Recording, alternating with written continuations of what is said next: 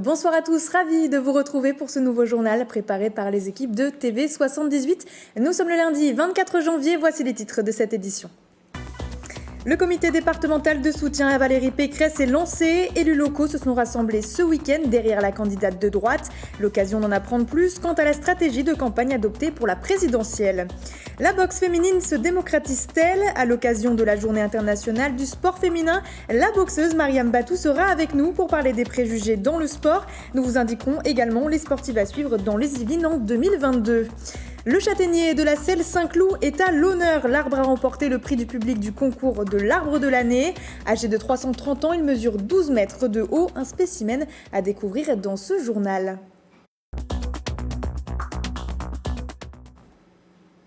Les Républicains des Yvelines, avec leurs alliés de l'Union des démocrates indépendants yvelinois, ont lancé ce samedi 22 janvier au théâtre de la Nacelle à Aubergenville un comité départemental de soutien à Valérie Pécresse. L'occasion de s'intéresser à la stratégie de campagne de la candidate à la présidentielle dans un département quasi conquis. Un reportage de Nicolas Dandry et Mélanie Poquet, regardez. Conseillers départementaux, régionaux ou encore municipaux, de nombreux élus de la droite et du centre étaient rassemblés ce samedi 22 janvier. Une soirée pour lancer le comité de soutien de Valérie Pécresse dans les Yvelines pour la présidentielle 2022. Des élus locaux essentiels dans la stratégie de campagne de la candidate. Ça va être à eux aussi d'aller à la rencontre des citoyens.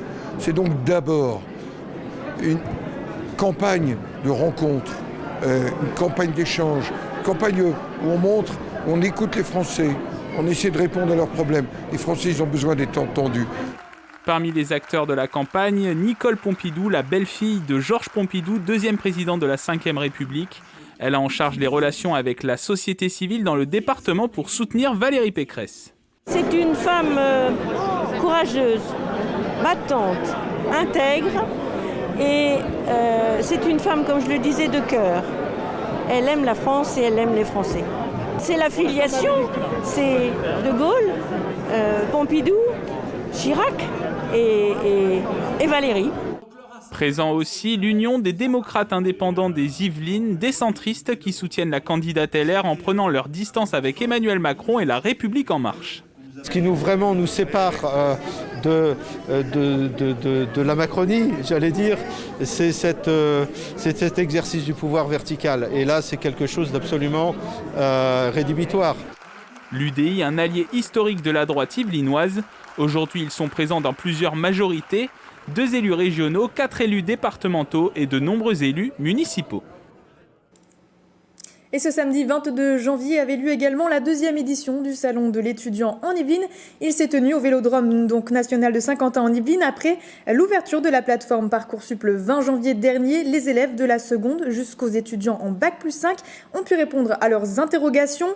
Au programme, rencontre avec des professionnels de l'orientation et échange avec une quarantaine d'exposants, étudiants ou représentants d'écoles.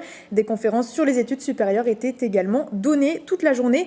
Des propos recueillis par Mélanie Poquet avec Céline Charles. Ce salon est élaboré de façon à trouver l'ensemble des possibilités qu'offre l'enseignement supérieur. Donc à la fois les formations publiques, donc comme les universités, les lycées publics, certains CFA, mais également les écoles spécialisées privées, donc dans le commerce, les écoles d'ingénieurs, les écoles de communication. L'idée du salon, c'est vraiment avant tout de représenter l'offre locale de formation dans Saint-Quentin-en-Yvelines et son département. Et ce lundi, c'est la journée internationale du sport féminin. TV78 vous propose un diaporama des sportives yvelinoises à suivre en cette année 2022. Coup de projecteur de Michael Elmidoro.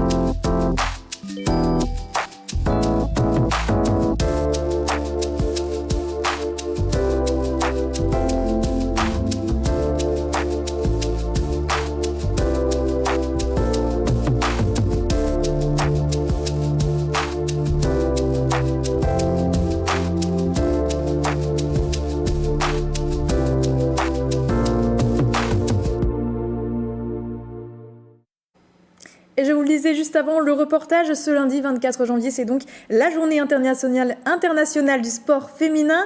Et on aborde cette thématique avec vous, Mariam Batou. Bonsoir. Bonsoir. Vous êtes donc boxeuse et vous faites partie notamment de la team Farouja d'Elancourt. Donc les sports comme football, handball, rugby, la boxe donc sont dans beaucoup d'esprits des sports dits masculins. Quel regard vous portez-vous sur votre discipline déjà et comment ça s'est passé justement pour vous au début ?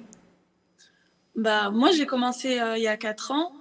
Dans le club où j'ai été, ça s'est très bien passé. On nous a accueillis rapidement, on nous met à l'aise. Mais c'est vrai que quand on voit une fille féminine qui veut se mettre à la boxe et tout, on ne nous prend pas au sérieux en fait. On nous prend pas au sérieux, du coup on est juste, on est là pour faire du loisir, alors que pas du tout. Là, je vais commencer la compète. Enfin, j'ai commencé la compétition et du coup, on est là pour casser les clichés, quoi. On peut être féminine et faire de la boxe, du foot, du rugby, peu importe. Et ouais, franchement, moi je suis là pour casser les clichés, clairement. Je veux plus entendre ça en 2022. On le souhaite. Est-ce que vous avez l'impression quand même que la boxe, en tout cas votre discipline, se démocratise un petit peu ? Oui, de plus en plus. La boxe féminine, on en entend de plus en plus parler. On voit même les clubs de fitness qui ouvrent des sessions boxe. Moi, je suis dans le milieu, donc je suis coach. Et c'est vrai qu'il y a de plus en plus de licenciés femmes à la boxe. Et ça, c'est super. Et vous, qu'est-ce qui vous a donné personnellement envie de vous lancer dans cette pratique du sport, de la boxe ? Moi, c'était par hasard. J'ai fait plusieurs sports avant. Donc, j'ai fait plein de sports collectifs, des sports individuels, la gym, enfin plein de sports. Et j'ai essayé la boxe vraiment par hasard. Et j'ai eu un coup de cœur. Donc après, je suis restée. Ça fait 4 ans que j'en fais. Donc, je suis pas encore. Aujourd'hui, donc, on en est où ? Parce que du coup, est-ce que selon vous, il y a des inégalités qui persistent donc, dans le sport en général ? Est-ce que pratiquer un sport, donc, comme on le disait, dit masculin, c'est encore compliqué aujourd'hui ? Vous disiez qu'il y avait des clichés. Comment ça se passe ? On sait très bien, par exemple, que dans la boxe, en tout cas, ce que j'ai entendu, les femmes elles ne gagnent pas pareil que les hommes dans la boxe professionnelle. Mais bon, ça, je sais que c'est partout, même dans le foot, même partout. Mais ouais, ça, je pense qu'il faut remédier à ça. Il me semble qu'il n'y a que le tennis où les femmes gagnent pareil que les hommes. Mais ouais, c'est dommage. C'est dommage parce qu'on s'entraîne autant que les hommes. Donc, je vois pas pourquoi on ne serait pas récompensé à la même hauteur. Et justement, donc, on parle souvent de manque de visibilité dans les médias ou encore de manque de postes clés tenus par les femmes dans le domaine. Comment vous l'expliquez, ces inégalités justement dont vous parliez ? J'ai pas entendu, excusez-moi. Comment vous expliquez ces inégalités ? Certains disent que c'est parce qu'on est moins médiatisé, justement, enfin les compétitions féminines sont moins médiatisées. D'autres disent que c'est parce que les femmes ont moins de postes clés dans le domaine, dans le sport en tout cas. Vous, comment vous expliquez ces inégalités ? Moi, je pense que c'est plutôt on n'est pas mis en avant en fait. On est moins mis en avant dans les médias, on est moins mis en avant dans les compétitions. Quand il y a des compétitions de boxe, par exemple, il y aura plus de combats masculins que féminins. C'est possible de remédier à ça, mais il faut que tout le monde y mette du sien. Il faut que ça aille des deux sens. Nous, on fait un maximum, mais maintenant, c'est aux médias de mettre en avant les sports féminins. Donc c'est quand même quelque chose que vous ressentez, hein, vous, en tant que boxeuse, dans le sport, oui, justement. clairement, oui, c'est clair. Puis même, on entend encore des phrases du style mais qu'est-ce que tu fais dans un sport comme la boxe ? Ça te va pas, tu devrais faire autre chose, c'est pas féminin, etc. Et ouais, c'est relou, c'est fatigant. On veut plus entendre ça en 2022. Et justement, vous dites que vous ne voulez plus entendre ça en 2022. Quand vous entendez des phrases comme celles que vous venez de prononcer, qu'est-ce que vous répondez ? Je dis rien, moi je prouve sur le ring en fait. Donc, on est là, on s'entraîne dur autant que les hommes, parfois plus. Donc ils peuvent parler, puis après ils verront sur le ring qu'au final on est là. On a notre place sur le ring, on a notre place dans ces sports. Vous êtes là pour le prouver en tout cas. Vous avez aussi donc un compte Instagram actif puisque vous avez près de 50 000 abonnés. En quoi ça vous tient à cœur finalement de promouvoir la boxe puisque vous le faites auprès des femmes ? Moi, ça me tient à cœur quand je vois que, en fait, je reçois énormément de messages de personnes qui me disent que elles n'osaient pas s'y mettre, que justement elles avaient peur de ces clichés ou peut-être qu'elles se sentaient pas à l'aise dans ces sports-là. Et le fait que je poste régulièrement et que je prouve qu'en fait on peut être une femme et être épanouie dans des sports masculins entre guillemets, il y en a de plus en plus qui me disent oui, je me suis inscrite à la boxe grâce à toi, je me suis lancée, j'ai pris confiance grâce à la boxe. Donc moi ça me tient vraiment à cœur, surtout que je suis coach sportif, donc j'accompagne des femmes au quotidien et d'avoir des retours comme ça, c'est incroyable. C'est déjà une victoire. C'est un peu une fierté. Donc, vous, votre objectif, c'est passer pro. C'est plus difficile aussi pour les femmes, justement, ou est-ce qu'on est sur un pied d'égalité à ce niveau-là? Pour passer professionnel? Pour passer professionnel. Est-ce qu'il y a plus de professionnels? Non, je pense pas que ce soit plus difficile. C'est juste l'inégalité, elle est au niveau je pense, de la rémunération. Mais sinon, pour passer pro, non, c'est pas plus difficile qu'un homme. Donc on est plutôt sur un pied d'égalité, c'est juste les clichés et au niveau du salaire en fait, hein, c'est ça que vous nous expliquez. Ouais, je pense, oui. Vous avez récemment remporté votre premier combat amateur en boxe anglaise, si je ne dis pas de bêtises. Félicitations. Qu'est-ce qui vous attend prochainement pour parler plus précisément de vous et qu'est-ce qui est prévu cette année de votre côté? Bah moi, je m'investis de plus en plus, donc je prends vraiment ça à cœur. Oui, je prends vraiment ça au sérieux. Donc je m'entraîne très dur, très très dur, et j'espère faire d'autres combats, avoir d'autres victoires. Et pour l'instant, faire une bonne carrière amateur et ensuite passer pro. Et vous avez d'autres combats de prévus peut-être déjà cette année ou pour l'instant on attend un petit peu, on s'entraîne? Non, je pense que mon entraîneur m'a parlé de d'autres combats. Là, il y avait la finale, mais ça a été reporté à cause d'un petit problème qu'il y a eu à la compétition. Donc non, il y a d'autres combats qui vont venir. Est-ce que vous pourriez avoir, par exemple, en tête les Jeux Olympiques? On ne sait jamais. On ne sait jamais, hein, ne jamais dire jamais. Après, bon, je pense que... je sais pas. Pas maintenant, je pense pas. Pas 2024, donc pas pour l'instant? Je pense pas, après on sait pas, hein, peut-être que... Je sais pas. Bon, en tout cas, nous, on vous remercie d'avoir été là. Bon courage à vous. Mariam Batou, je le rappelle, hein, vous êtes boxeuse et membre de la team Farouja à Elancourt. Merci beaucoup d'avoir été avec nous. Merci. Au revoir. Au revoir.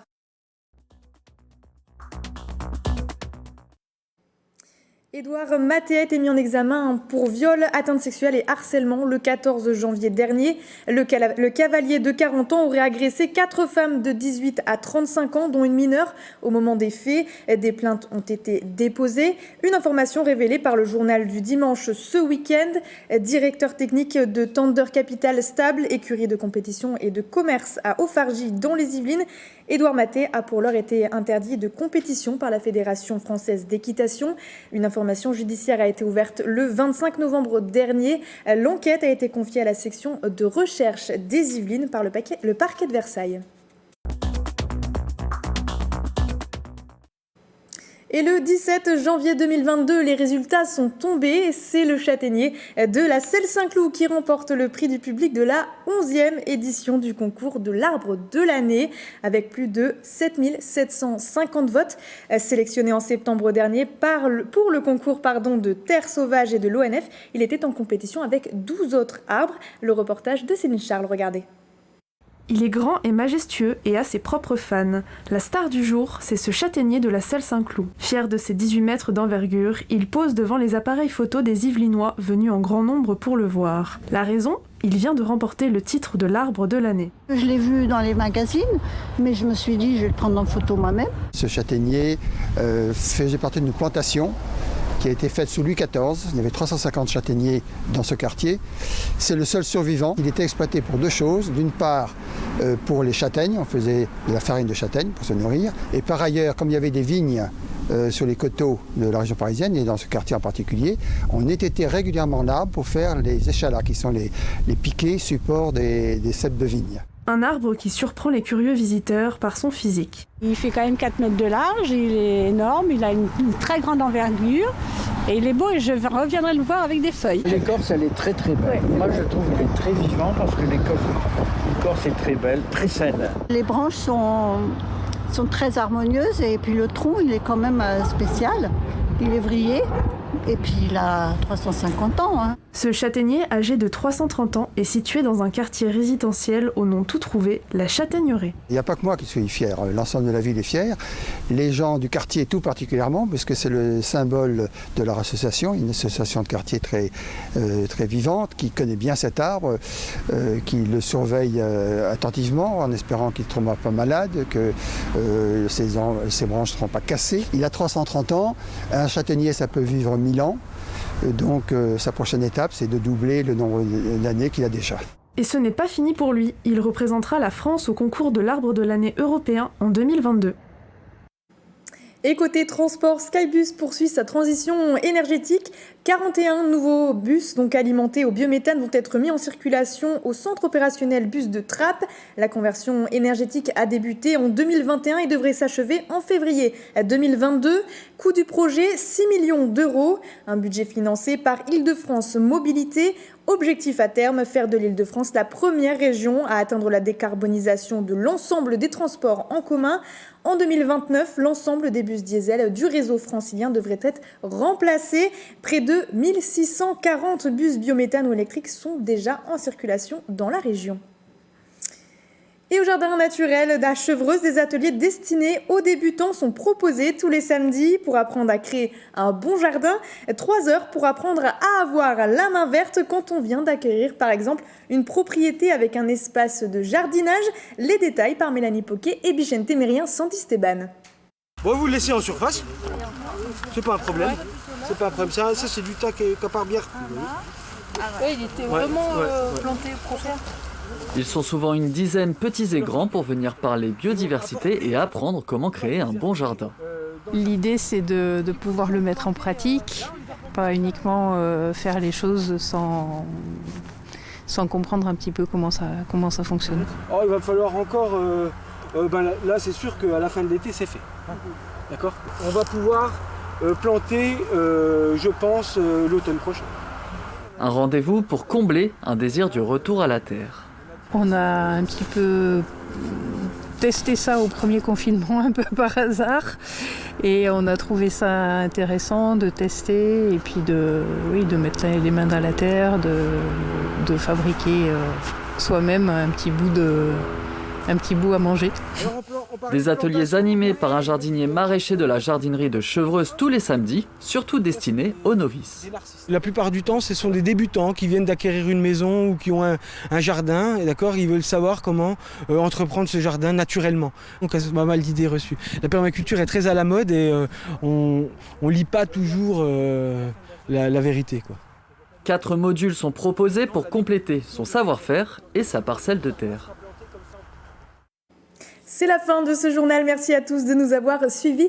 Dans un instant, retrouvez Mickaël Elmidoro à la présentation de votre magazine sportif avec Bichente Mérien Santisteban pour vos résultats du week-end. Très bonne soirée à tous sur TV78.